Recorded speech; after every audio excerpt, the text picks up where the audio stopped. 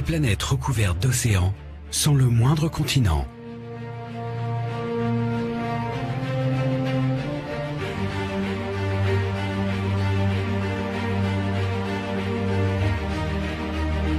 Des mondes de lave où règnent des températures infernales.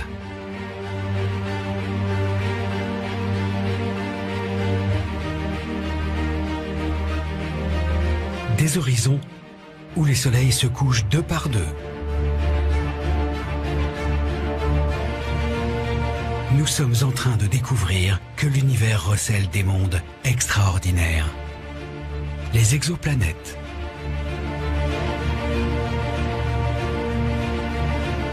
Des planètes qui tournent autour d'autres étoiles que notre Soleil.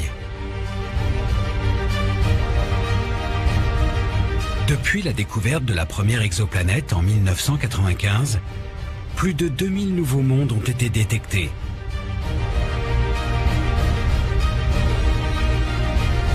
Parmi eux, certains pourraient ressembler à notre Terre et peut-être abriter une forme de vie. Pour comprendre ce qui se passe à la surface de ces exoplanètes, pour savoir si ces mondes peuvent être habités, les astronomes scrutent le ciel avec les meilleurs télescopes. Aux États-Unis, en Europe, au Chili et jusque dans l'espace.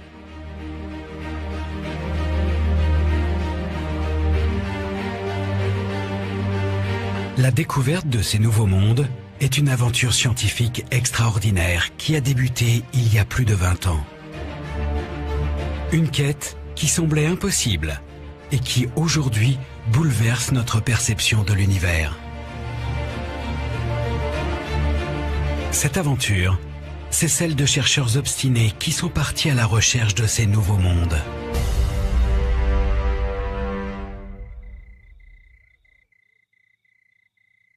Michel Mayor est l'un des pionniers de cette aventure.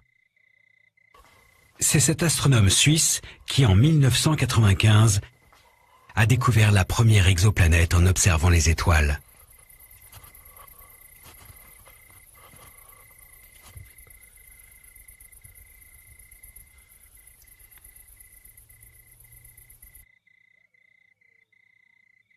Toujours un sentiment complexe quand on regarde le ciel. Le premier niveau d'admiration, c'est très beau. Et après des années, on reste émerveillé. À l'œil nu, l'homme peut voir au plus quelques milliers d'étoiles, 2, 3, 4 000, ça dépend de la qualité des yeux. En fait, la Voie lactée, c'est plusieurs centaines de milliards d'étoiles. Comme Michel Mayor, depuis des millénaires, l'homme observe les étoiles et se demande si elles ne cacheraient pas d'autres mondes comme notre Terre. Les étoiles, c'est tous des soleils, c'est tous équivalents à notre propre soleil. Notre soleil est plus brillant parce qu'il est plus proche, c'est tout. Imaginez quand vous regardez le ciel, vous voyez tous ces soleils et vous vous posez la question, est-ce qu'il existe des planètes comme autour de notre soleil qui tournent autour de toutes ces étoiles? Très très ancienne question. Et simplement, c'est aujourd'hui qu'on a pu le montrer. Ces planètes sont longtemps restées un mystère. Autour des étoiles, dans le ciel, c'est le noir complet. À première vue, pas la moindre trace d'une exoplanète. Mais comment les observer? Alors, imaginons ici une étoile et à côté une planète qui réfléchit un tout petit peu de la lumière de l'étoile. Et essayons de voir ce que l'on pourra voir si on prend un petit peu de distance par rapport à cette petite simulation. Voilà, nous sommes à quelques mètres déjà et on ne la voit plus. On est complètement ébloui par la lumière de la bougie ici, dans le cas de nous concerne plutôt évidemment de l'étoile. La planète ne réfléchit qu'une infime partie de la lumière reçue de l'étoile et c'est la grande difficulté pour pouvoir observer directement les planètes extrasolaires. À une certaine distance, elles sont complètement dominées par la luminosité de l'étoile. Cachés dans la lumière des étoiles, les exoplanètes sont invisibles depuis la Terre, inaccessibles. Leur quête semblait donc complètement insensée il y a encore 30 ans. Pourquoi perdre son temps à chercher des astres que l'on ne peut pas voir? Et pourtant, dans les années 80, quelques chercheurs obstinés vont décider coûte que coûte de partir à la recherche de ces mondes invisibles.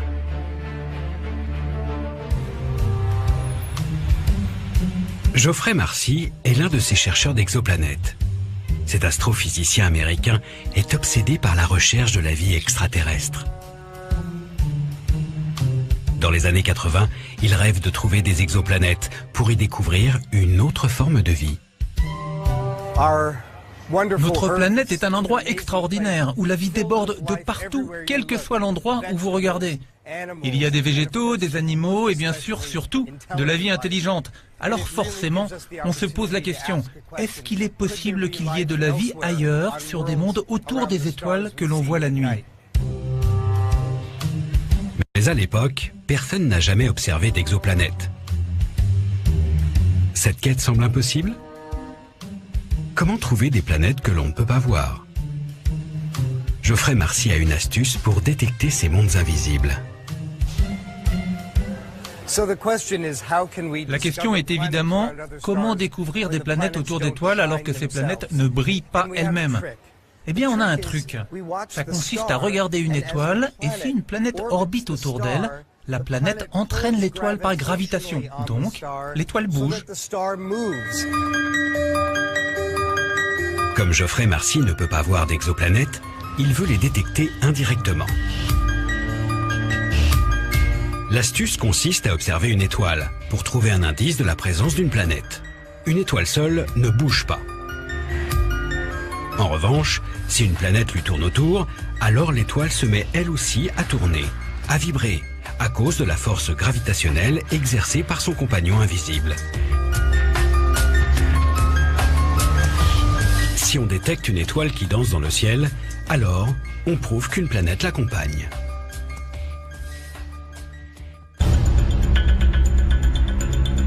Geoffrey Marcy installe sur un télescope vers San Francisco un spectrographe, un instrument qui permet de mesurer ce phénomène.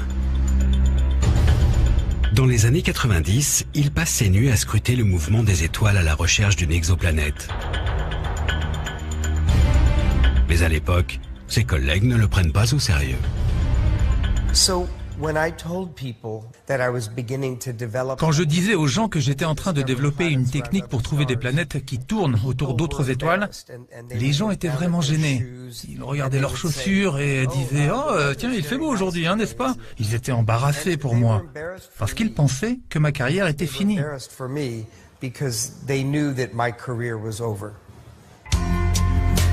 Geoffrey Marcy n'est pas le seul à s'être lancé dans cette course un peu folle. Au milieu des années 90, de l'autre côté de l'Atlantique, à Genève, Michel Mayor et l'un de ses étudiants de l'époque, Didier Queloz, tentent eux aussi le même défi. Ils essaient de trouver des exoplanètes en étudiant le mouvement des étoiles. C'est très difficile de trouver une planète. C'est des objets très petits, des objets qui perturbent très peu leur étoile, donc ça reste une énorme difficulté technique. C'était un domaine sans résultat majeur, c'était un domaine où on attendait de trouver les premières planètes, donc ça restait un peu un domaine confidentiel. Les gens voyaient des planètes autour des étoiles dans Star Trek, dans Star Wars et dans les romans de science-fiction. Mais c'était de la fiction. Et les gens font une distinction claire entre la science-fiction et les sciences. En 1995, les Suisses s'installent à l'Observatoire de Haute-Provence en France. Ils ont eux aussi fabriqué un spectrographe avec les équipes CNRS pour mesurer le mouvement des étoiles. Quand ils commencent leurs observations, Michel Mayor et Didier Queloz s'attendent à une traque longue et éprouvante. Leur concurrent américain a déjà consacré 13 années de sa vie à chasser ces planètes, sans aucun résultat.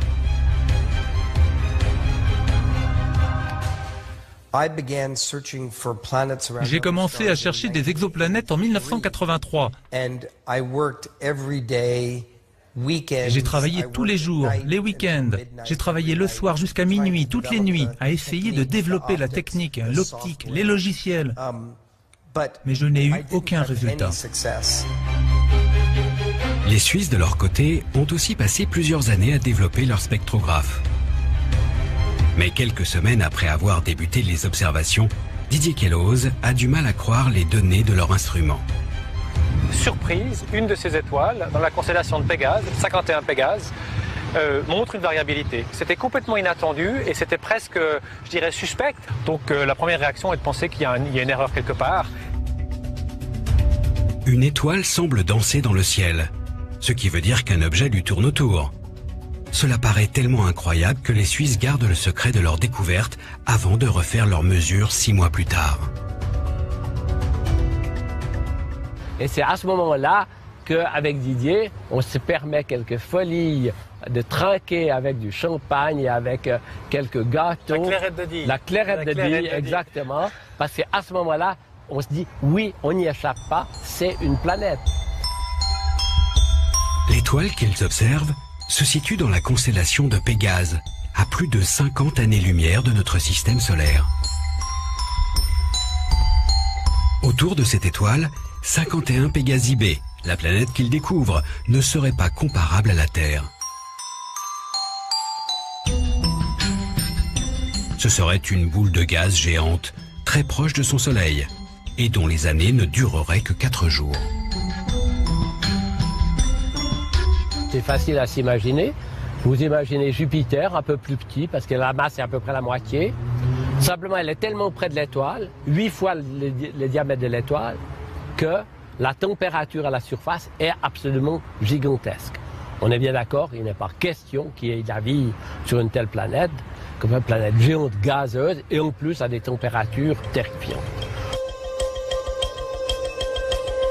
Cette planète serait tellement extraordinaire que selon les théories de l'époque, elle ne devrait pas exister.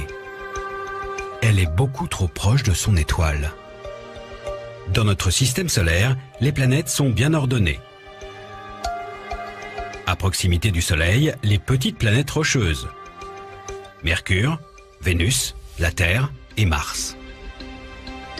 Et beaucoup plus loin, les planètes géantes gazeuses. Jupiter, Saturne, Uranus et Neptune. La planète de Michel Mayor et Didier Queloz ressemblerait à Jupiter.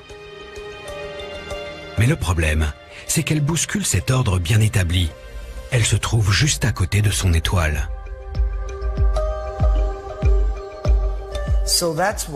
C'est pour cela que la découverte de 51 Pégasi B était si surprenante. Comment était-il possible, avec la connaissance de notre système solaire et une théorie qui disait clairement que les Jupiters naissaient loin de leur étoile, que 51 Pégasi se trouvaient ici? C'était fou, ça n'avait aucun sens. Cela semblait même défier les lois de la physique. Mais en fait, non.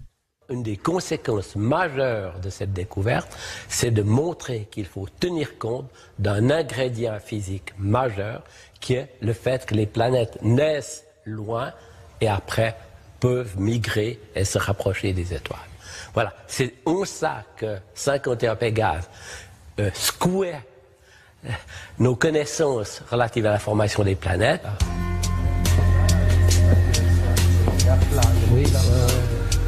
C'est une révolution. Le système solaire n'est plus le seul modèle. La découverte de Didier Queloz et Michel Mayor en 1995 est historique. Elle fait le tour du monde et fait aujourd'hui l'objet d'expositions dans des musées comme ici à Genève. Une découverte qui lance l'astronomie dans une ère nouvelle, la recherche des exoplanètes. Oui, ça comment dire. Là, un vieux compagnon. Oui, c'est une planète qui a perturbé notre vie. Hein. Oh, la découverte, elle ne s'est pas faite en un jour, mais oui, absolument, c'est une planète emblématique parce que c'est le début d'une longue série de longues découvertes d'autres exoplanètes.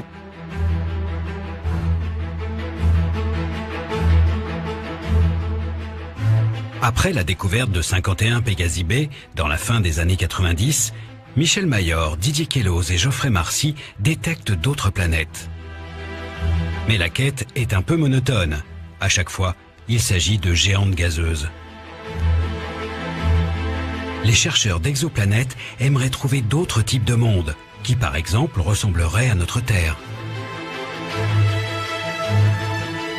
Et à l'époque, tous les scientifiques ne sont pas encore convaincus que cette quête a un sens.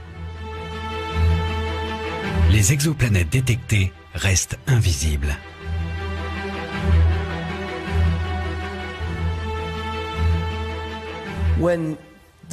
Quand les premières planètes ont été détectées autour d'autres étoiles, la plupart des gens n'étaient pas sûrs que ce soit réellement des planètes. Peut-être que ce que l'on croyait avoir découvert correspondait à autre chose. Peut-être que la lumière de l'étoile variait et perturbait nos observations. Peut-être que l'étoile avait une autre étoile qui lui tournait autour dans une orbite un peu folle. Et c'était juste 2 étoiles. Donc peut-être que les planètes que nous avions trouvées n'étaient pas du tout des planètes. Comment convaincre la communauté scientifique que ces planètes existent? Et comment trouver des planètes où la vie pourrait se développer?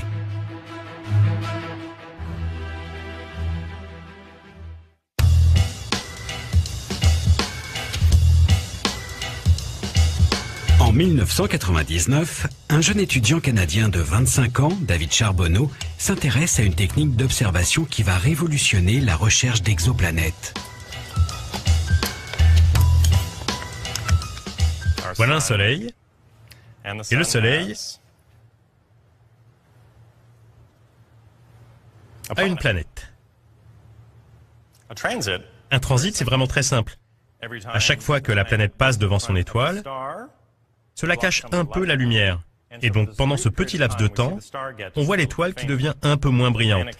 La planète continue son chemin et l'étoile redevient plus brillante. Il ne se passe rien jusqu'à ce que la planète ait fait le tour complet. La deuxième fois que nous voyons un transit, nous connaissons non seulement la taille de la planète, mais aussi combien de temps il lui faut pour faire le tour de son étoile. David Charbonneau veut donc observer un transit. Une baisse de luminosité d'une étoile due au passage d'une planète. Et en 1999, justement, Michel Mayor vient de détecter une nouvelle exoplanète autour d'une étoile, qui répond au doux nom de HD 209 458. D'après ses observations, la planète passe devant son Soleil tous les 3 jours et demi. C'est vers cette étoile que David Charbonneau va pointer son télescope.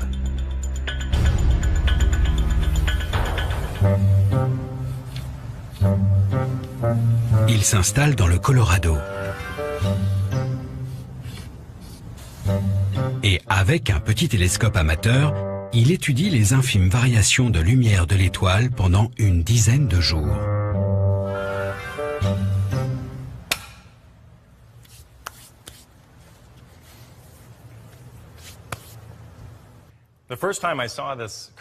La première fois que j'ai vu cette courbe, bien sûr, c'était sur mon ordinateur quand je collectais les données de HD 209 458. C'était la chose la plus excitante que j'ai jamais vue. J'étais le premier à voir cela. L'étoile brille d'une manière constante, jusqu'à ce que la planète lui passe devant. Nous pouvons déduire de la baisse de la luminosité de la courbe la taille de cette planète. Et ce qui est important, c'est que la deuxième fois que cela se produit, nous connaissons la distance entre la planète et l'étoile. Cette courbe simplissime va apporter de nouvelles informations cruciales sur les exoplanètes. Jusqu'ici, la première méthode de détection, le mouvement des étoiles, on connaissait la masse d'une planète. Maintenant, on mesure aussi sa taille. On peut ainsi dresser le portrait robot des planètes découvertes et le comparer au seul astre de l'univers où la vie ait été détectée, notre Terre. Mais qu'est-ce qui rend notre Terre si accueillante?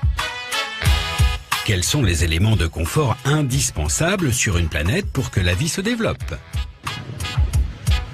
Si on se sent beaucoup mieux sur la Terre que sur une planète gazeuse, c'est avant tout parce qu'elle est solide, rocheuse. On peut maintenant savoir si une planète située à des années-lumière de chez nous a ce même niveau de confort, grâce au mouvement des étoiles et au transit.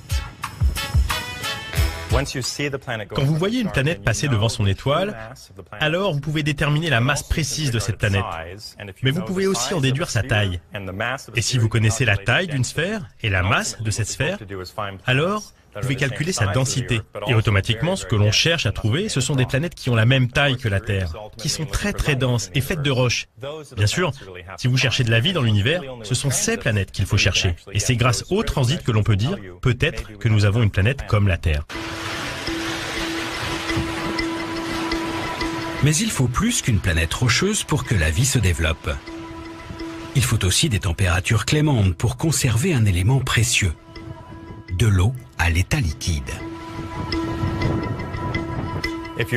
Si vous avez une planète très très proche de son étoile, et s'il y a de l'eau à sa surface, alors elle va s'évaporer et partir dans l'atmosphère. Ce n'est pas vraiment l'endroit rêvé pour vivre. Si vous déplacez la planète un peu plus loin, il y a un moment où l'eau va se condenser et va former des océans.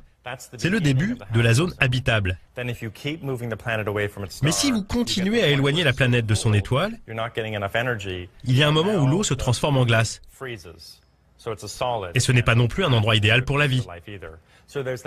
Donc, il y a cette zone ni trop chaude ni trop froide que l'on appelle la zone habitable.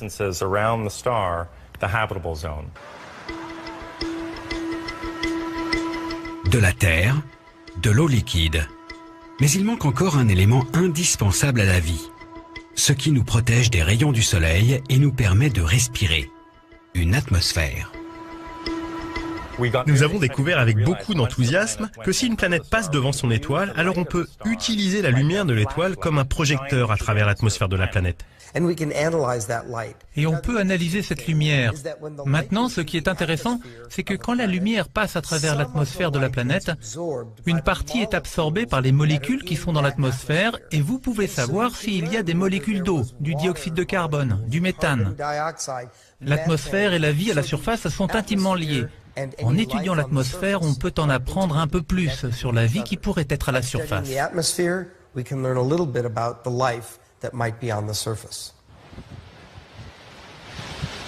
L'exoplanète idéale est donc une jumelle de notre Terre, rocheuse, à la bonne distance de son étoile et avec une atmosphère. Mais il est impossible de détecter ce type de planète depuis la surface de la Terre. Ces planètes rocheuses sont de petite taille. Quand elles passent devant leur étoile, la baisse de lumière est infime. Et notre atmosphère, comme un filtre, brouille la lumière qui vient des étoiles et nous empêche de détecter ces si petites variations.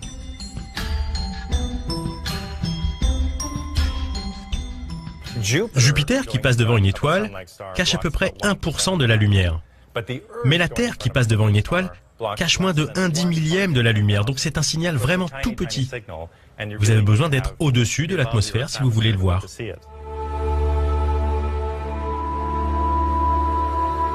L'atmosphère est un rempart qui nous empêche de trouver des petites planètes comme la Terre. Comment savoir si ces planètes existent et comment les observer ? À la fin des années 90, les chasseurs d'exoplanètes ont un rêve. Envoyer un télescope dans l'espace pour trouver enfin ce qu'ils cherchent, des mondes habitables.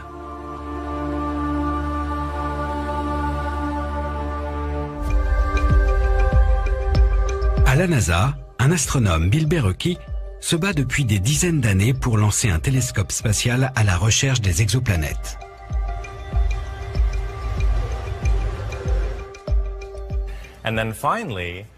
Et puis finalement, en 2000, juste après la découverte du transit de HD 209 458, sa proposition a été acceptée. Il rassembla une grande équipe, trouva finalement l'argent nécessaire. C'était un vaisseau spatial très très compliqué, donc il a fallu 9 ans pour le construire, et finalement, il fut prêt pour le décollage en mars 2009. T-10, 9, 8, 7, 6, 5, 4, 3, 2, engine start. Après toutes ces années d'attente, 0 and liftoff. enfin, le 7 mars 2009, une fusée Delta II décolle de la base de lancement de Cap Canaveral en Floride. À son bord, le télescope spatial Kepler, un super chasseur d'exoplanètes qui emporte avec lui tous les espoirs des astronomes. Ça m'a donné la chair de poule. La fusée s'élevait, 5, 4, 3, 2 et 1, et elle partait dans le ciel. Je n'arrivais pas à croire qu'elle continuait à monter toujours plus haut, jusqu'à ce qu'elle disparaisse. Je pensais peut-être qu'elle allait exploser sur la base de lancement ou qu'elle allait tomber dans l'océan Atlantique. Mais rien de tout cela ne s'est passé. C'était parfait. Ça a été un moment inoubliable.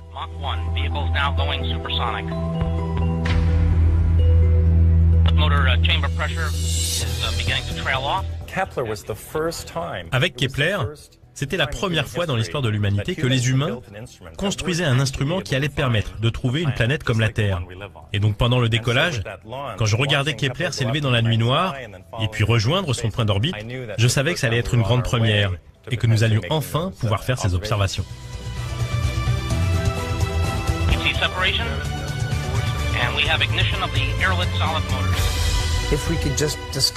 À l'époque, nous espérions juste trouver quelques planètes ressemblant à la Terre. Nous n'avions aucune idée de ce que nous allions découvrir. Avec Kepler, une nouvelle aventure commence, à la recherche des exoplanètes qui ressemblent à la Terre. Le télescope va filmer en continu pendant 4 ans 150 000 étoiles et traquer les petites baisses de luminosité causées par le passage des planètes.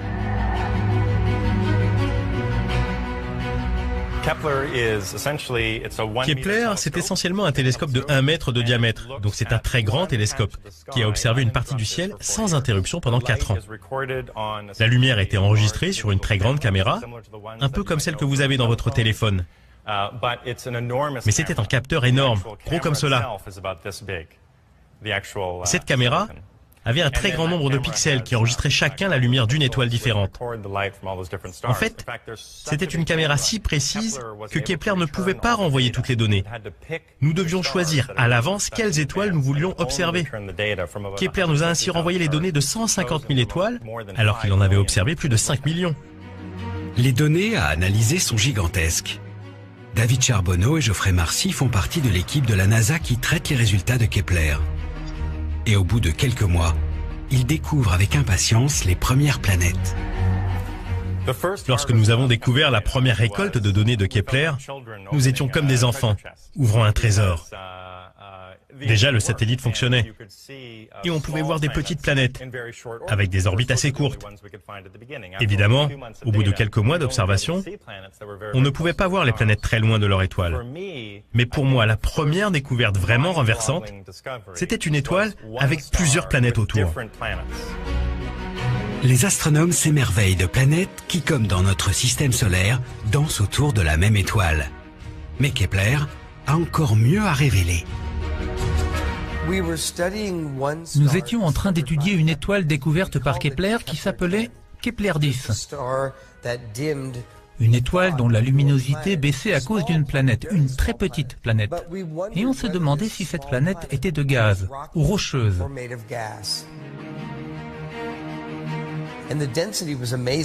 Et la densité était impressionnante. On avait à peu près 8 grammes par centimètre cube. Et la Terre, elle, a une densité de 5,5 grammes par centimètre cube. Donc, c'était une planète encore plus dense que notre planète Terre. Cette découverte est exceptionnelle. Une planète rocheuse comme notre Terre. Mais la comparaison s'arrête là. Kepler 10b est un monde de lave où les températures ne descendent jamais en dessous des 1500 degrés. Impossible d'imaginer que la vie puisse se développer dans cette fournaise. Pour trouver des petites planètes à bonne température dans la zone habitable, il faut patienter. Ces exoplanètes sont plus loin de leur étoile. Il leur faut donc plusieurs mois, voire plusieurs années pour faire le tour complet de leur Soleil. Depuis, Kepler a trouvé des planètes qui ressemblent encore plus à la Terre. Je dirais que pour moi, le système le plus passionnant, c'est Kepler 62. Il a 2 planètes intéressantes, l'une à l'extrémité de la zone habitable et une autre un peu plus loin. Elles font à peu près 1,5 fois la taille de la Terre, sont un peu plus grosses, mais probablement rocheuses et peut-être avec des océans. Kepler a donc réussi sa mission. Il a découvert des planètes comme notre Terre. il est encore impossible de connaître leur atmosphère et de savoir si de la vie s'est développée à leur surface. Ces planètes sont trop petites et trop lointaines pour faire ces analyses. Mais elles pourraient bien être des jumelles parfaites de notre Terre. Pour ces planètes, on connaît leur taille, on connaît leur température, mais on ne sait pas avec certitude si elles ont des océans. Pour moi, c'est très excitant de se dire, peut-être que sur cette planète, il y a de la vie. Quelles sont les prochaines expériences à faire pour étudier ces planètes et savoir si elles ont des océans? Est-ce qu'il y a vraiment de la vie? Et si c'est le cas, sera-t-on capable d'étudier les différences ou les ressemblances avec la vie sur Terre? Les résultats de Kepler sont fascinants. En 4 ans d'observation, il a découvert plus de 1000 planètes avérées et 3000 qui restent à confirmer. Ce télescope a trouvé des mondes habitables en scrutant moins de 1% de notre ciel. Et donc on peut faire des statistiques avec ces planètes. Et les résultats sont impressionnants. Quand vous regardez le ciel la nuit, à peu près 1 étoile sur 5 a une planète de la taille de la Terre et avec des températures proches de celles de la Terre. 1 étoile sur 5 a une planète qui ressemble à la nôtre.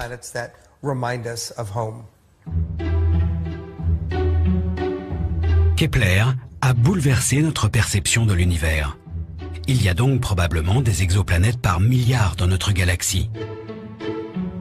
Mais le satellite ne détecte en fait que des courbes, que des signes de leur présence. Les planètes restent invisibles. Peut-on voir ces mondes situés à des années-lumière de notre Terre?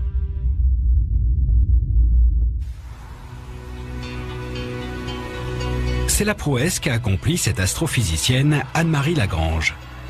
Elle a été l'une des premières à réussir ce qui semblait impossible, réaliser l'image d'une exoplanète.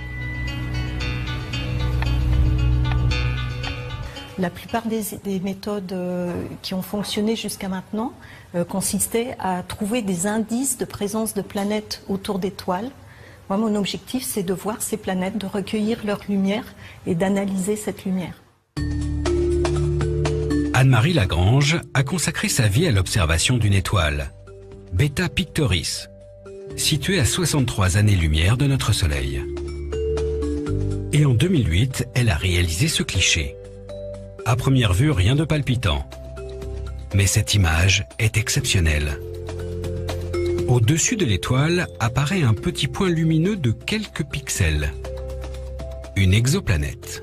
Il a fallu attendre 2008 pour qu'on trouve cette fameuse planète qui nous narguait finalement depuis 15 ans.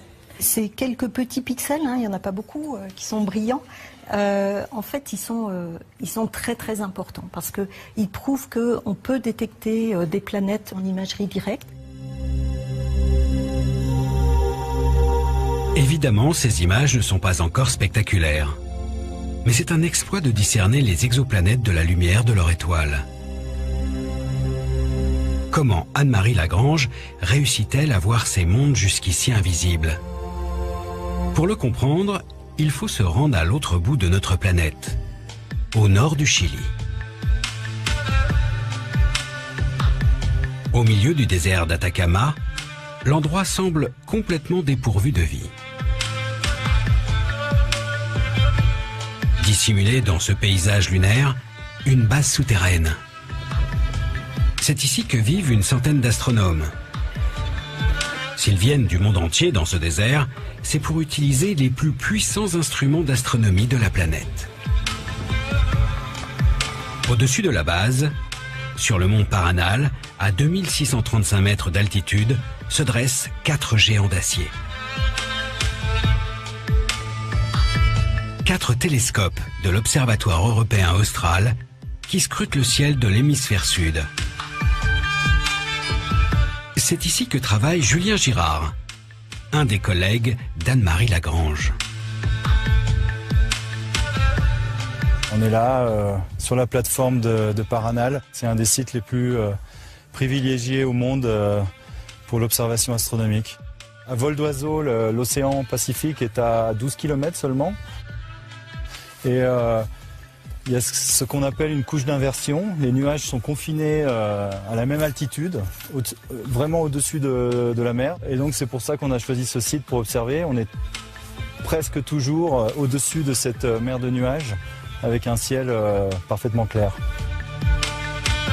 Un décor surnaturel qui offre plus de 350 nuits par an sans le moindre nuage au-dessus des télescopes.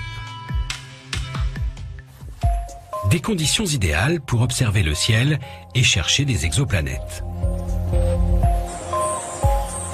Au coucher du soleil, c'est une nouvelle nuit d'observation qui se prépare. Doucement, les télescopes commencent à s'animer. Des centaines de tonnes qui s'orientent avec 1000 précautions pour ne pas faire tomber le moindre grain de poussière sur le cœur du système. Un miroir parabolique de 8,20 mètres. C'est lui qui va capter la lumière des étoiles, les précieux photons qui ont traversé l'univers pour venir jusqu'à nous. Au pied de l'un des télescopes, une boîte noire guette les photons qui viennent des exoplanètes. C'est cet instrument qu'utilise Anne-Marie Lagrange pour réaliser des images des mondes invisibles. Ce qui se passe à l'intérieur de la boîte noire a été préparé ici, à Grenoble. Tout l'enjeu de la détection des planètes, c'est de contrôler la lumière qui arrive et de détecter les petits photons de lumière qui nous viennent des planètes. Dans ce laboratoire, tout se passe comme dans la boîte noire au Chili. Sauf qu'ici, c'est un rayon laser qui simule la lumière de l'étoile. Comment fonctionne cet instrument qui distingue la planète de son soleil?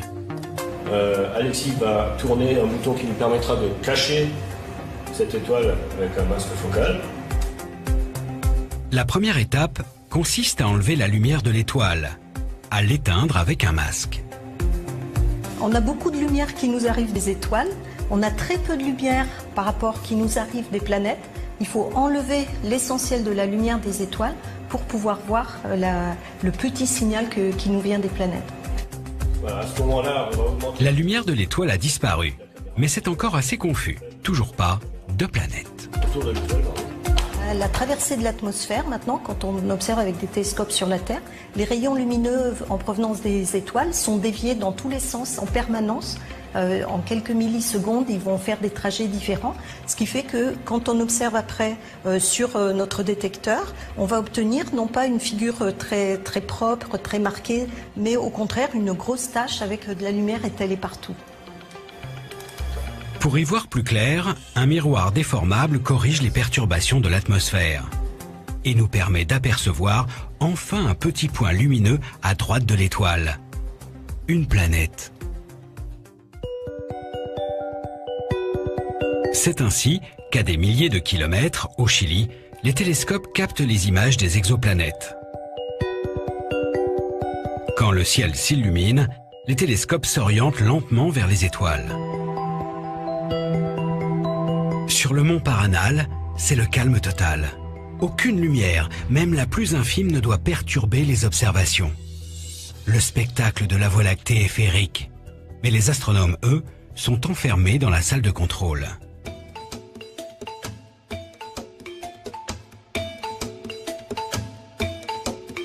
Derrière son ordinateur, Julien Girard observe en direct l'image fabriquée par l'instrument qui cache la lumière des étoiles. Il cherche des indices de la présence d'exoplanètes. L'étoile qu'il étudie ce soir n'a pas encore livré tous ses secrets. Notre système solaire à nous, il a 4,5 milliards d'années. Et ça, c'est vraiment un bébé système solaire, quoi. Le cercle qu'on voit là, c'est réel, c'est du signal astrophysique. Donc là, c'est un disque protoplanétaire vu de face, complètement de face, puisqu'on le voit complètement circulaire. Et donc ça, c'est de la poussière autour de cette étoile jaune. Donc ce disque, on peut espérer qu'il ait peut-être formé des planètes, ou bien le sillon à l'intérieur a été creusé par une planète ou par plusieurs planètes. Pour l'instant, l'imagerie ne permet de voir que des planètes géantes et assez loin de leur étoile. Mais ces mondes cachés se révèlent désormais à nous. voir des photons directs de planètes extrasolaires, savoir qu'on n'est vraiment pas tout seul, même si pour l'instant c'est des planètes gazeuses, on sait que personne n'habite dessus, mais c'est quand même assez impressionnant. Peut-être qu'elles ont des satellites d'ailleurs où il peut y avoir de la vie, hein. Même si on ne peut pas les détecter, c'est possible qu'un jour on le fera. Et c'est vrai que c'est assez motivant d'être au début de cette quête. Avec les observations qu'on a faites jusqu'à maintenant, on a juste fait que vraiment effleurer un domaine, le domaine des planètes un peu loin de leur étoile. Tout reste à découvrir. Ces images deviennent de plus en plus précises, mais il ne faut pas rêver. La photo haute définition d'une exoplanète n'est pas pour demain. Comment alors savoir ce qui se passe à la surface de ces mondes si lointains? Comment imaginer leur climat?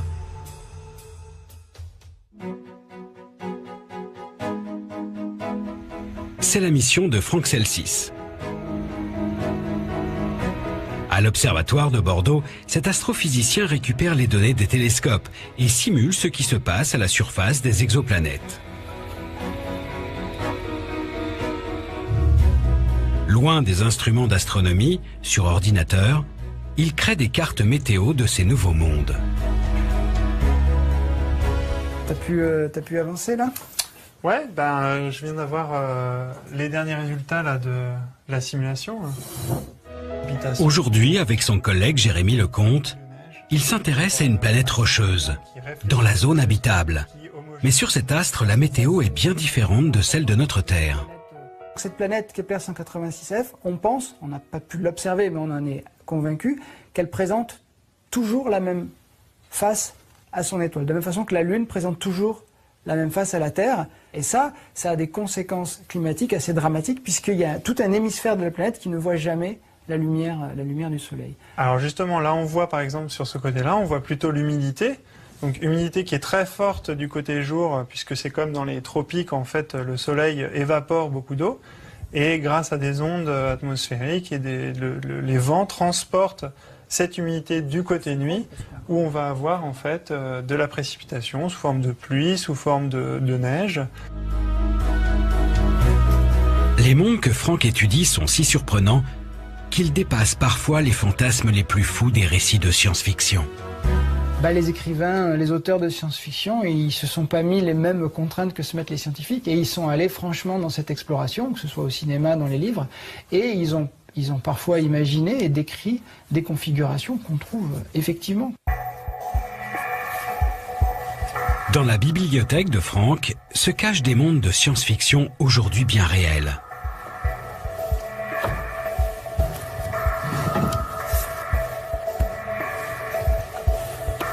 Comme dans ce récit de 1953, où l'auteur imagine un explorateur posant le pied sur Mescline, une planète à très forte gravité.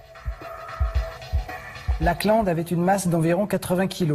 Son scaphandre, un miracle de technique en son genre, pesait tout autant. Sur l'équateur de Mescline, donc, homme et scaphandre pesaient approximativement 425 kg. Il n'aurait pas pu faire un pas sans un ingénieux servomoteur dans les jambes. Alors ce qui est fascinant, c'est que on n'a pas exactement Mescline dans l'inventaire des exoplanètes, mais on a des planètes qui ont des gravités plus faibles que la Terre, et des planètes qui ont des gravités beaucoup plus fortes. Un des cas extrêmes, par exemple, est une planète qui s'appelle Kepler 10c. C'est une planète qui fait environ 2,3 fois le rayon de la Terre et qui pèse 17 fois plus. Et donc, sur cette planète-là, on a une gravité qui est environ 3 fois la gravité terrestre, c'est-à-dire que quelqu'un qui pèse 80 kg sur Terre va peser 240 kg sur cette planète-là. Les auteurs de science-fiction ont aussi souvent décrit des planètes océans, entièrement recouvertes d'eau. Et il y a une exoplanète qui s'appelle Gliese 1214b, qui a été découverte par David Charbonneau avec son projet Emers, et dont la masse et le rayon tentent à nous faire penser qu'on a là une planète océan, probablement sans continent et très très riche en eau. Est-ce que la vie peut trouver un chemin dans un monde comme ça? C'est une question que l'on se pose. La NASA a découvert une autre planète qui a fait rêver tous les fans de la saga Star Wars. Kepler 16b tourne autour de 2 étoiles. Comme la planète Tatooine, sur laquelle Luke Skywalker admire un double coucher de soleil.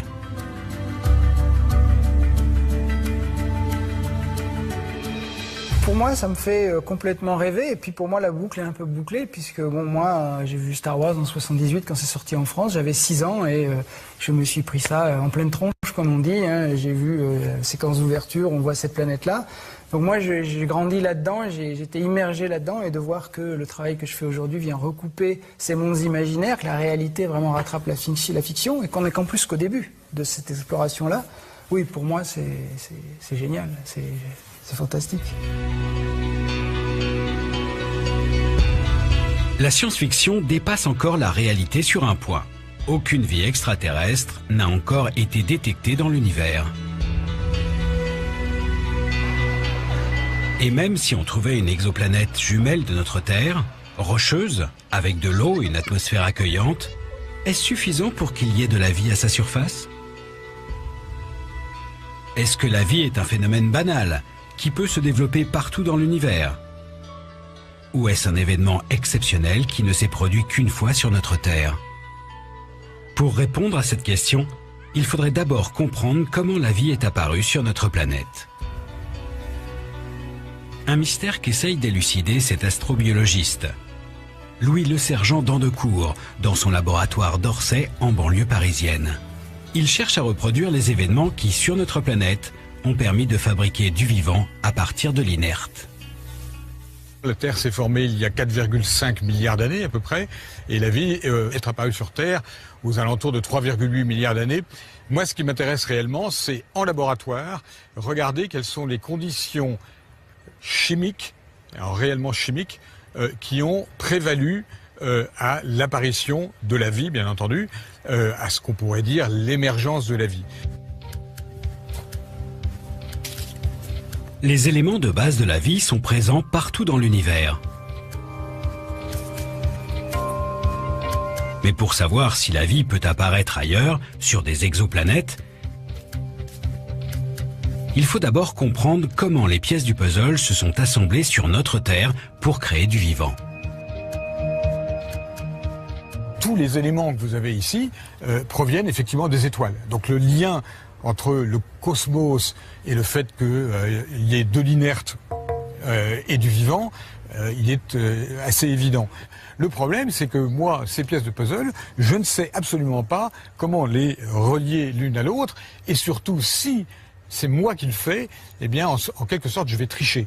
Et donc, il faut essayer de contourner ce problème en se disant comment est-ce que je veux pouvoir organiser la matière en intervenant dessus le moins possible, mais dans des conditions qui, d'une certaine manière, dupliquent ce qui s'est passé sur la Terre à ce moment-là.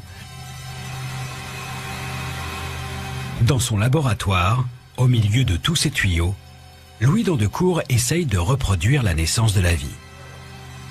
Il manipule des molécules présentes dans l'univers, du méthanol, de l'ammoniac, de l'eau, et les soumet aux conditions qui existaient sur Terre il y a plusieurs milliards d'années. Et il observe ce qui se passe. Pour l'instant, il arrive ainsi à créer des briques élémentaires de la vie comme des acides aminés ou des sucres. On est encore très loin de cellules vivantes. Mais pour cet astrobiologiste, résoudre le mystère de l'apparition de la vie est essentiel pour imaginer sur quelle exoplanète ce phénomène a pu se produire. Si ça mène à un résultat tel qu'on peut montrer qu'il y a des systèmes chimiques bien sélectionnés qui brutalement prennent la place de tous les autres, eh bien je pense qu'à ce moment-là, on aura très rapidement tendance à dire, même au télescope assez rapidement, dire cette planète-là, elle n'est pas intéressante, celle-là par contre, oui, elle possède un intérêt. Et je pense que ça donne aux chercheurs d'exoplanètes, ça leur donnera une motivation extrêmement importante. La quête scientifique de la vie extraterrestre est lancée. Grâce aux recherches des astrobiologistes, grâce aux découvertes des chasseurs d'exoplanètes, nous pourrons peut-être un jour détecter d'autres mondes aussi fertiles que la Terre. De nouveaux instruments permettront bientôt de mieux observer les exoplanètes. En 2018, le James Webb Telescope s'envolera dans l'espace. Et sur Terre, en 2024, un télescope géant de 38 mètres de diamètre, l'Extremely Large Telescope au Chili, permettra de faire des images plus précises de ces mondes. Le champ d'exploration est inouï. 2000 exoplanètes ont été détectées aujourd'hui, mais il en reste des milliards à découvrir. Cette aventure lancée par quelques astronomes en 1995 n'en est qu'à ses débuts et s'annonce comme l'une des plus passionnantes que la science va mener. C'est fantastique de se retourner sur ces 20 dernières années et de réaliser qu'à cette époque, nous ne connaissions pas d'exoplanètes. Nous ne savions même pas si notre système solaire était rare ou répandu. Maintenant, on sait que les planètes comme la Terre sont probablement très communes. Et je me sens chanceux, fier même, que Michel Mayor, David Charbonneau et moi-même, ainsi que d'autres gens, ayant vraiment fait avancer ce champ de recherche qui, finalement, n'en est qu'à ses débuts. Pour moi, ce qui serait génial, ce serait de commencer ma carrière comme astronome et de la finir comme biologiste. Nous sommes la première génération à avoir la technologie pour chercher de la vie ailleurs dans l'univers. Il y a plus de 2000 ans que les gens se posaient de telles questions. Et cette question a été débattue au cours des 2 derniers millénaires, au niveau philosophique, évidemment. C'est un énorme privilège pour notre époque d'avoir pu transformer ce vieux rêve de l'humanité en un objet de la science d'aujourd'hui. Grâce à ces hommes et ces femmes qui ont découvert des nouveaux mondes à des années-lumière de notre Terre, nous ne regarderons plus jamais le ciel comme avant. Au-dessus de nos têtes, derrière une étoile, se cache peut-être une planète qui bouleversera le destin de l'humanité.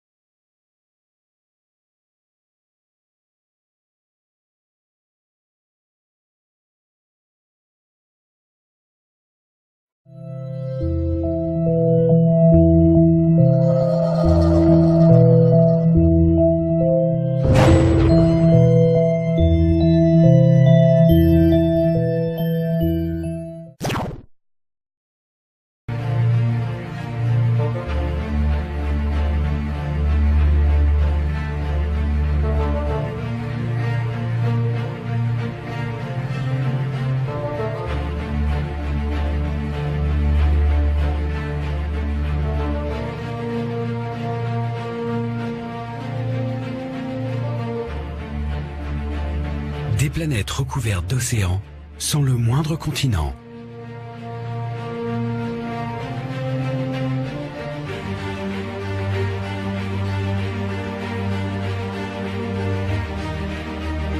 Des mondes de lave où règnent des températures infernales.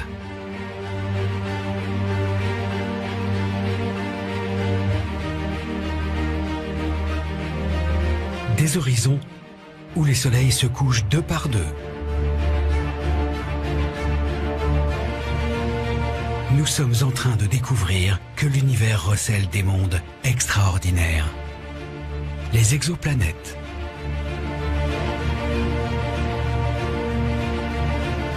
Des planètes qui tournent autour d'autres étoiles que notre Soleil.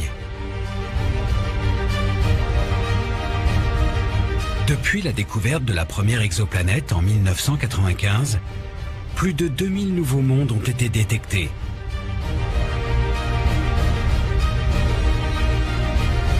Parmi eux, certains pourraient ressembler à notre Terre et peut-être abriter une forme de vie.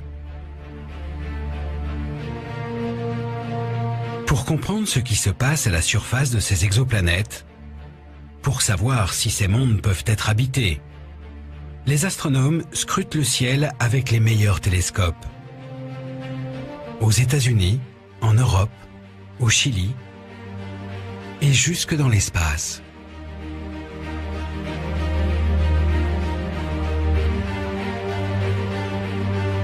La découverte de ces nouveaux mondes est une aventure scientifique extraordinaire qui a débuté il y a plus de 20 ans.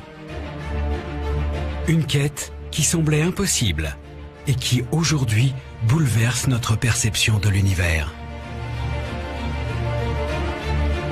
Cette aventure, c'est celle de chercheurs obstinés qui sont partis à la recherche de ces nouveaux mondes.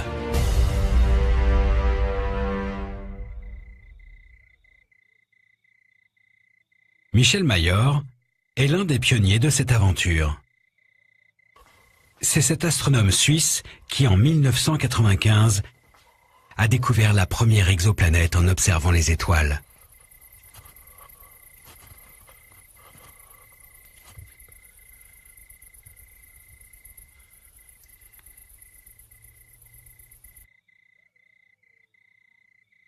Toujours un sentiment complexe quand on regarde le ciel. Le premier niveau d'admiration, c'est très beau. Et après des années, on reste émerveillé. À l'œil nu, l'homme peut voir au plus quelques milliers d'étoiles, 2, 3, 4 000, ça dépend de la qualité des yeux. En fait, la Voie lactée, c'est plusieurs centaines de milliards d'étoiles. Comme Michel Mayor, depuis des millénaires, l'homme observe les étoiles et se demande si elles ne cacheraient pas d'autres mondes comme notre Terre. Les étoiles, c'est tous des soleils, c'est tous équivalents à notre propre soleil. Notre soleil est plus brillant parce qu'il est plus proche, c'est tout. Imaginez quand vous regardez le ciel, vous voyez tous ces soleils et vous vous posez la question, est-ce qu'il existe des planètes comme autour de notre Soleil, qui tourne autour de toutes ces étoiles? Très très ancienne question. Et simplement, c'est aujourd'hui qu'on a pu le montrer. Ces planètes sont longtemps restées un mystère. Autour des étoiles, dans le ciel, c'est le noir complet. À première vue, pas la moindre trace d'une exoplanète. Mais comment les observer? Alors, imaginons ici une étoile et à côté une planète qui réfléchit un tout petit peu de la lumière de l'étoile.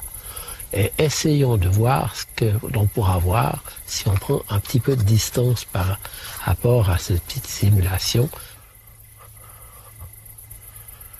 Voilà. Nous sommes à quelques mètres déjà et on ne la voit plus. On est complètement ébloui par la lumière de la bougie ici, dans le cas qui nous concerne plutôt évidemment de l'étoile. La planète ne réfléchit qu'une infime partie de la lumière reçue de l'étoile et c'est la grande difficulté pour pouvoir observer directement les planètes extrasolaires. À une certaine distance, elles sont complètement dominées par la luminosité de l'étoile. Cachées dans la lumière des étoiles, les exoplanètes sont invisibles depuis la Terre, inaccessibles. Leur quête semblait donc complètement insensée il y a encore 30 ans. Pourquoi perdre son temps à chercher des astres que l'on ne peut pas voir? Et pourtant, dans les années 80, quelques chercheurs obstinés vont décider coûte que coûte de partir à la recherche de ces mondes invisibles.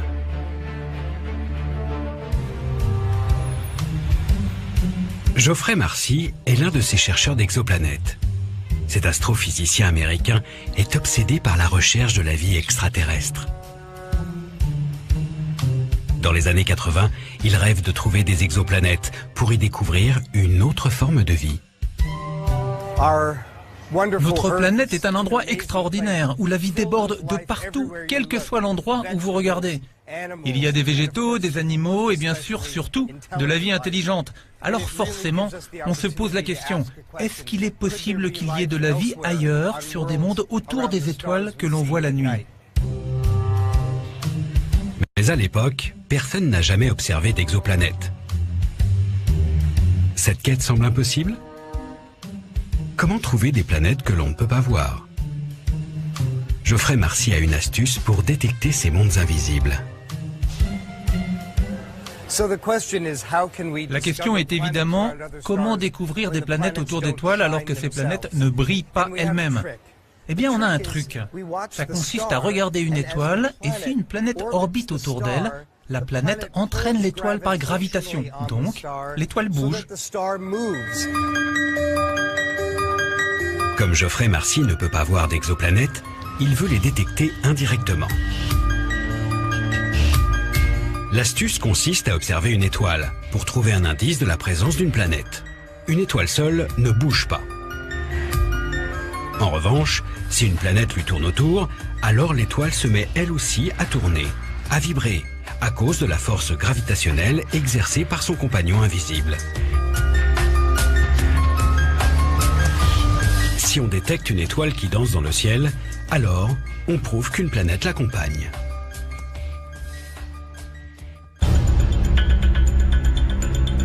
Geoffrey Marcy installe sur un télescope vers San Francisco un spectrographe, un instrument qui permet de mesurer ce phénomène. Dans les années 90, il passe ses nuits à scruter le mouvement des étoiles à la recherche d'une exoplanète. Mais à l'époque, ses collègues ne le prennent pas au sérieux.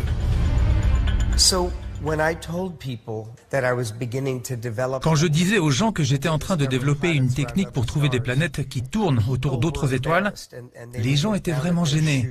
Ils regardaient leurs chaussures et disaient « Oh, tiens, il fait beau aujourd'hui, hein, n'est-ce pas ?» Ils étaient embarrassés pour moi, parce qu'ils pensaient que ma carrière était finie.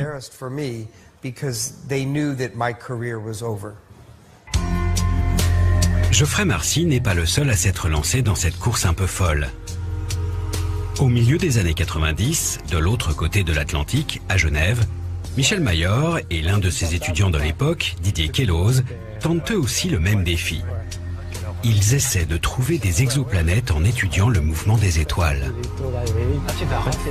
C'est très difficile de trouver une planète. C'est des objets très petits, des objets qui perturbent très peu leur étoile, donc ça reste une énorme difficulté technique. C'était un domaine sans résultat majeur, c'était un domaine où on attendait de trouver les premières planètes, donc ça restait un peu un domaine confidentiel. Les gens voyaient des planètes autour des étoiles dans Star Trek, dans Star Wars et dans les romans de science-fiction. Mais c'était de la fiction. Et les gens font une distinction claire entre la science-fiction et les sciences. En 1995, les Suisses s'installent à l'Observatoire de Haute-Provence en France. Ils ont eux aussi fabriqué un spectrographe avec les équipes CNRS pour mesurer le mouvement des étoiles. Quand ils commencent leurs observations, Michel Mayor et Didier Queloz s'attendent à une traque longue et éprouvante. Leur concurrent américain a déjà consacré 13 années de sa vie à chasser ces planètes, sans aucun résultat.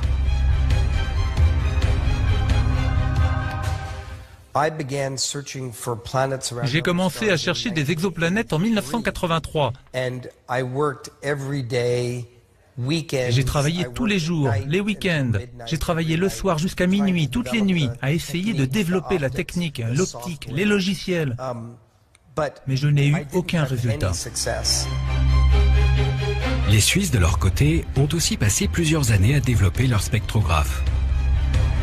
Mais quelques semaines après avoir débuté les observations, Didier Queloz a du mal à croire les données de leur instrument.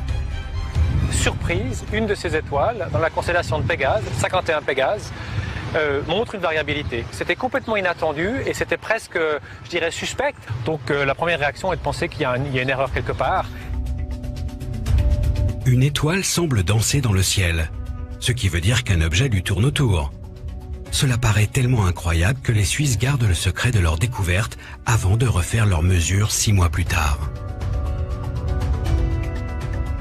Et c'est à ce moment-là qu'avec Didier, on se permet quelques folies de trinquer avec du champagne et avec quelques gâteaux. La clairette de Die. La clairette de Die, exactement.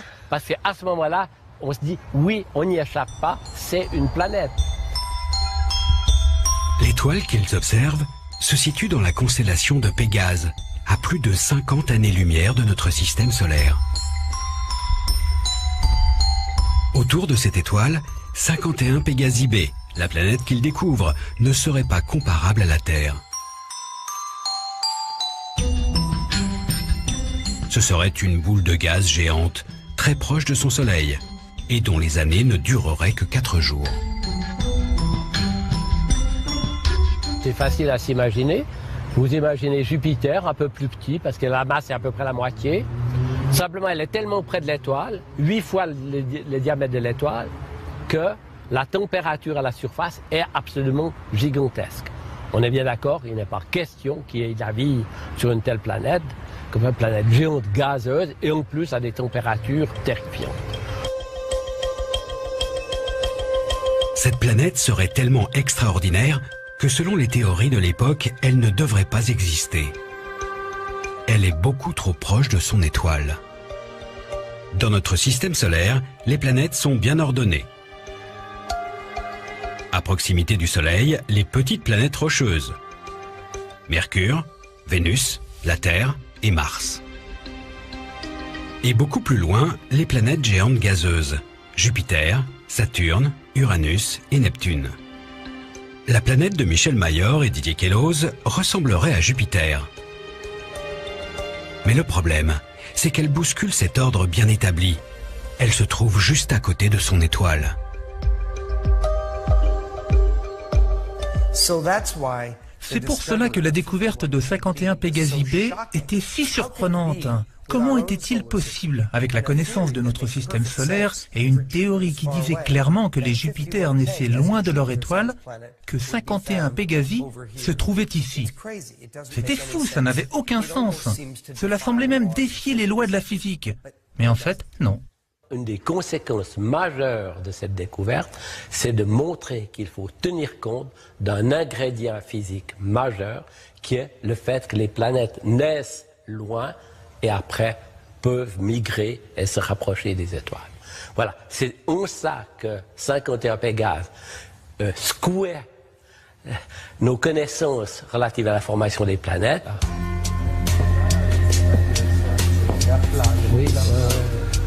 C'est une révolution. Le système solaire n'est plus le seul modèle. La découverte de Didier Queloz et Michel Mayor en 1995 est historique. Elle fait le tour du monde et fait aujourd'hui l'objet d'expositions dans des musées comme ici à Genève. Une découverte qui lance l'astronomie dans une ère nouvelle, la recherche des exoplanètes. Oui, ça comment dire. Là, un vieux compagnon. Oui, c'est une planète qui a perturbé notre vie. Hein. Oh, la découverte, elle ne s'est pas faite en un jour, mais oui, absolument, c'est une planète emblématique parce que c'est le début d'une longue série de longues découvertes d'autres exoplanètes.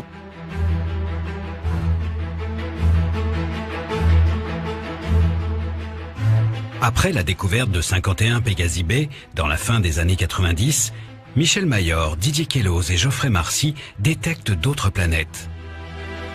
Mais la quête est un peu monotone. À chaque fois, il s'agit de géantes gazeuses. Les chercheurs d'exoplanètes aimeraient trouver d'autres types de mondes, qui par exemple ressembleraient à notre Terre. Et à l'époque, tous les scientifiques ne sont pas encore convaincus que cette quête a un sens. Les exoplanètes détectées restent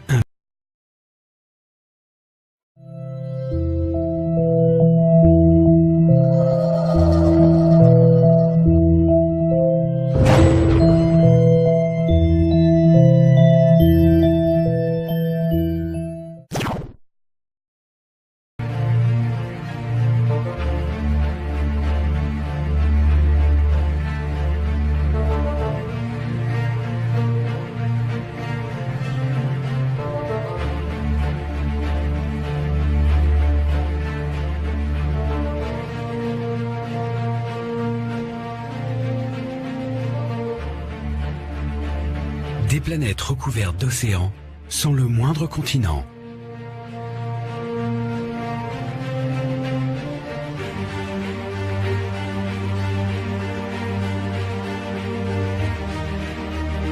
Des mondes de lave où règnent des températures infernales.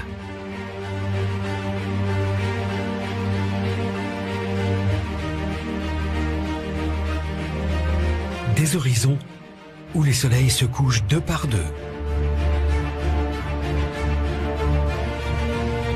Nous sommes en train de découvrir que l'univers recèle des mondes extraordinaires. Les exoplanètes.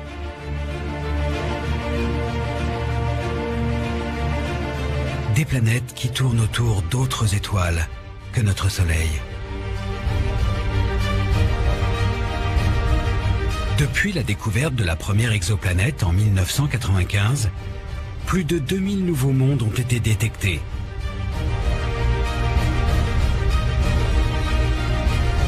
Parmi eux, certains pourraient ressembler à notre Terre et peut-être abriter une forme de vie.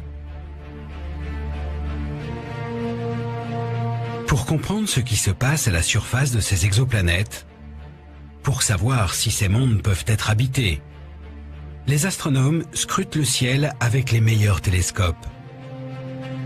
Aux États-Unis, en Europe, au Chili et jusque dans l'espace.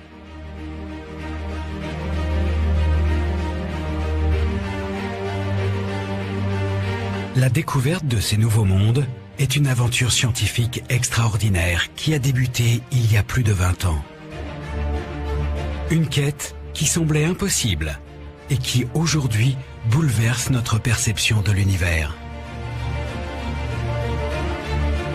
Cette aventure, c'est celle de chercheurs obstinés qui sont partis à la recherche de ces nouveaux mondes.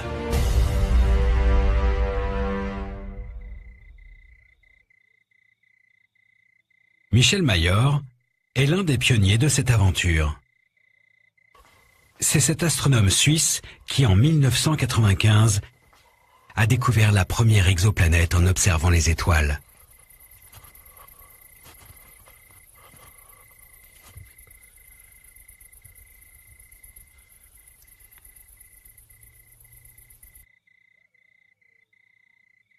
Toujours un sentiment complexe quand on regarde le ciel. Le premier niveau d'admiration, c'est très beau. Et après des années, on reste émerveillé. À l'œil nu, l'homme peut voir au plus quelques milliers d'étoiles, 2, 3, 4 000, ça dépend de la qualité des yeux. En fait, la Voie lactée, c'est plusieurs centaines de milliards d'étoiles. Comme Michel Mayor, depuis des millénaires, l'homme observe les étoiles et se demande si elles ne cacheraient pas d'autres mondes comme notre Terre. Les étoiles, c'est tous des soleils, c'est tous équivalents à notre propre soleil. Notre soleil est plus brillant parce qu'il est plus proche, c'est tout. Imaginez quand vous regardez le ciel, vous voyez tous ces soleils et vous vous posez la question, est-ce qu'il existe des planètes comme autour de notre soleil qui tournent autour de toutes ces étoiles? Très très ancienne question. Et simplement, c'est aujourd'hui qu'on a pu le montrer. Ces planètes sont longtemps restées un mystère. Autour des étoiles, dans le ciel, c'est le noir complet. À première vue, pas la moindre trace d'une exoplanète. Mais comment les observer? Alors, imaginons ici une étoile et à côté une planète qui réfléchit un tout petit peu de la lumière de l'étoile. Et essayons de voir ce que l'on pourra voir si on prend un petit peu de distance par rapport à cette petite simulation. Voilà, nous sommes à quelques mètres déjà et on ne la voit plus. On est complètement ébloui par la lumière de la bougie ici, dans le cas qui nous concerne plutôt évidemment de l'étoile. La planète ne réfléchit qu'une infime partie de la lumière reçue de l'étoile et c'est la grande difficulté pour pouvoir observer directement les planètes extrasolaires. À une certaine distance, elles sont complètement dominées par la luminosité de l'étoile. Cachées dans la lumière des étoiles, les exoplanètes sont invisibles depuis la Terre, inaccessibles. Leur quête semblait donc complètement insensée il y a encore 30 ans. Pourquoi perdre son temps à chercher des astres que l'on ne peut pas voir? Et pourtant, dans les années 80, quelques chercheurs obstinés vont décider coûte que coûte de partir à la recherche de ces mondes invisibles.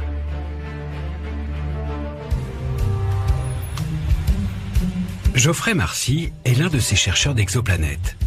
Cet astrophysicien américain est obsédé par la recherche de la vie extraterrestre. Dans les années 80, il rêve de trouver des exoplanètes pour y découvrir une autre forme de vie. Notre planète est un endroit extraordinaire où la vie déborde de partout, quel que soit l'endroit où vous regardez. Il y a des végétaux, des animaux et bien sûr, surtout, de la vie intelligente. Alors forcément, on se pose la question, est-ce qu'il est possible qu'il y ait de la vie ailleurs, sur des mondes autour des étoiles que l'on voit la nuit? Mais à l'époque, personne n'a jamais observé d'exoplanète. Cette quête semble impossible? Comment trouver des planètes que l'on ne peut pas voir? Geoffrey Marcy a une astuce pour détecter ces mondes invisibles.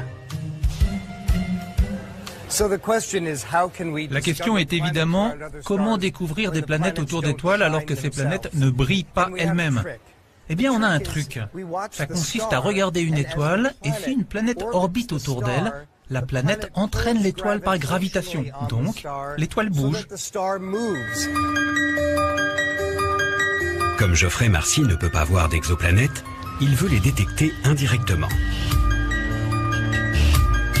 L'astuce consiste à observer une étoile pour trouver un indice de la présence d'une planète. Une étoile seule ne bouge pas. En revanche, si une planète lui tourne autour, alors l'étoile se met elle aussi à tourner, à vibrer, à cause de la force gravitationnelle exercée par son compagnon invisible.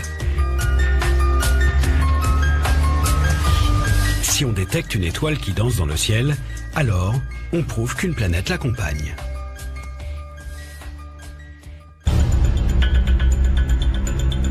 Geoffrey Marcy installe sur un télescope vers San Francisco un spectrographe, un instrument qui permet de mesurer ce phénomène. Dans les années 90, il passe ses nuits à scruter le mouvement des étoiles à la recherche d'une exoplanète. Mais à l'époque, ses collègues ne le prennent pas au sérieux. Quand je disais aux gens que j'étais en train de développer une technique pour trouver des planètes qui tournent autour d'autres étoiles, les gens étaient vraiment gênés. Ils regardaient leurs chaussures et disaient « Oh, tiens, il fait beau aujourd'hui, hein, n'est-ce pas ?» Ils étaient embarrassés pour moi, parce qu'ils pensaient que ma carrière était finie.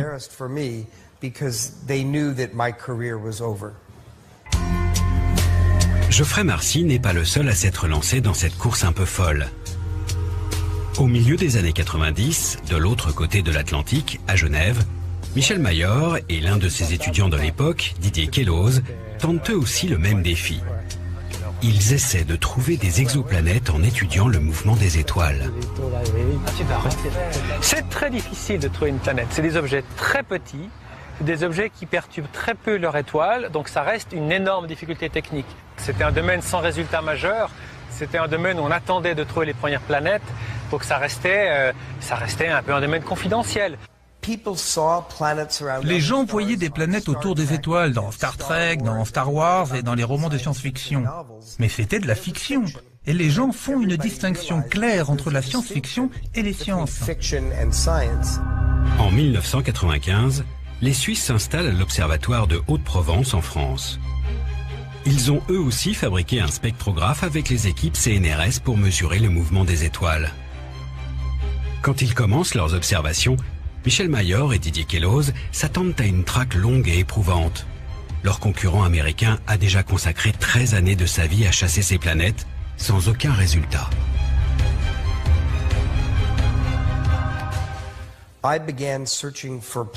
J'ai commencé à chercher des exoplanètes en 1983. J'ai travaillé tous les jours, les week-ends. J'ai travaillé le soir jusqu'à minuit, toutes les nuits, à essayer de développer la technique, l'optique, les logiciels. Mais je n'ai eu aucun résultat. Les Suisses, de leur côté, ont aussi passé plusieurs années à développer leur spectrographe. Mais quelques semaines après avoir débuté les observations, Didier Queloz a du mal à croire les données de leur instrument. Surprise, une de ces étoiles, dans la constellation de Pégase, 51 Pégase, montre une variabilité. C'était complètement inattendu et c'était presque, je dirais, suspect. Donc la première réaction est de penser qu'il y a une erreur quelque part. Une étoile semble danser dans le ciel, ce qui veut dire qu'un objet lui tourne autour. Cela paraît tellement incroyable que les Suisses gardent le secret de leur découverte avant de refaire leurs mesures 6 mois plus tard. Et c'est à ce moment-là qu'avec Didier, on se permet quelques folies de trinquer avec du champagne et avec quelques gâteaux. La clairette de Die. La clairette de Die, exactement. Parce qu'à ce moment-là, on se dit, oui, on n'y échappe pas, c'est une planète. L'étoile qu'ils observent se situe dans la constellation de Pégase, à plus de 50 années-lumière de notre système solaire. Autour de cette étoile, 51 Pégasi B, la planète qu'ils découvrent, ne serait pas comparable à la Terre. Ce serait une boule de gaz géante, très proche de son Soleil, et dont les années ne dureraient que 4 jours. C'est facile à s'imaginer. Vous imaginez Jupiter, un peu plus petit, parce que la masse est à peu près la moitié. Simplement, elle est tellement près de l'étoile, 8 fois le diamètre de l'étoile, que la température à la surface est absolument gigantesque. On est bien d'accord, il n'est pas question qu'il y ait de la vie sur une telle planète, comme une planète géante gazeuse, et en plus à des températures terrifiantes. Cette planète serait tellement extraordinaire que selon les théories de l'époque, elle ne devrait pas exister. Elle est beaucoup trop proche de son étoile. Dans notre système solaire, les planètes sont bien ordonnées. À proximité du Soleil, les petites planètes rocheuses. Mercure, Vénus, la Terre et Mars. Et beaucoup plus loin, les planètes géantes gazeuses. Jupiter, Saturne, Uranus et Neptune. La planète de Michel Mayor et Didier Queloz ressemblerait à Jupiter. Mais le problème, c'est qu'elle bouscule cet ordre bien établi. Elle se trouve juste à côté de son étoile.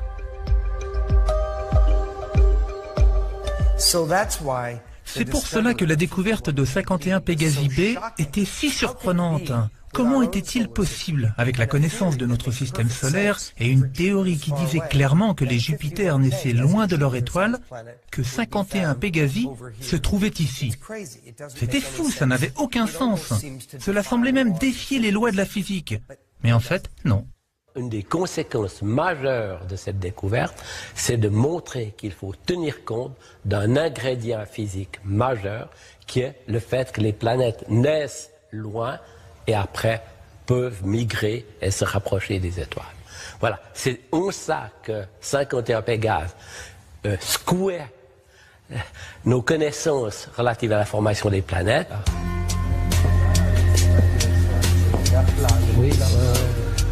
C'est une révolution. Le système solaire n'est plus le seul modèle. La découverte de Didier Queloz et Michel Mayor en 1995 est historique. Elle fait le tour du monde et fait aujourd'hui l'objet d'expositions dans des musées comme ici à Genève. Une découverte qui lance l'astronomie dans une ère nouvelle, la recherche des exoplanètes. Oui, ça comment dire. Là, un vieux compagnon. Oui, c'est une planète qui a perturbé notre vie. Hein. Oh, la découverte, elle ne s'est pas faite en un jour, mais oui, absolument, c'est une planète emblématique parce que c'est le début d'une longue série de longues découvertes d'autres exoplanètes.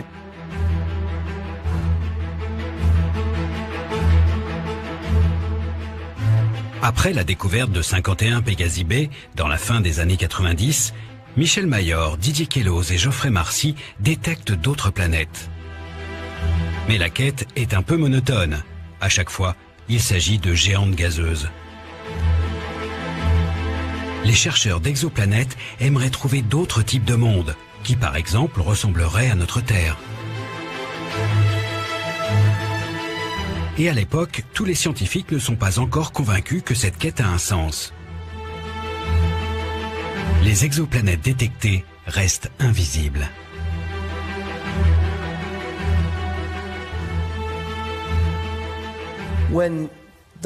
Quand les premières planètes ont été détectées autour d'autres étoiles, la plupart des gens n'étaient pas sûrs que ce soit réellement des planètes. Peut-être que ce que l'on croyait avoir découvert correspondait à autre chose. Peut-être que la lumière de l'étoile variait et perturbait nos observations. Peut-être que l'étoile avait une autre étoile qui lui tournait autour dans une orbite un peu folle. Et c'était juste 2 étoiles. Donc peut-être que les planètes que nous avions trouvées n'étaient pas du tout des planètes. Comment convaincre la communauté scientifique que ces planètes existent? Et comment trouver des planètes où la vie pourrait se développer?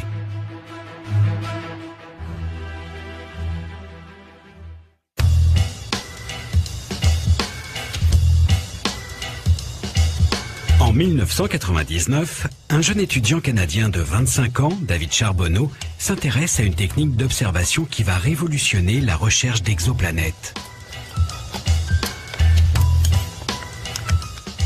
Voilà un soleil, et le soleil a une planète.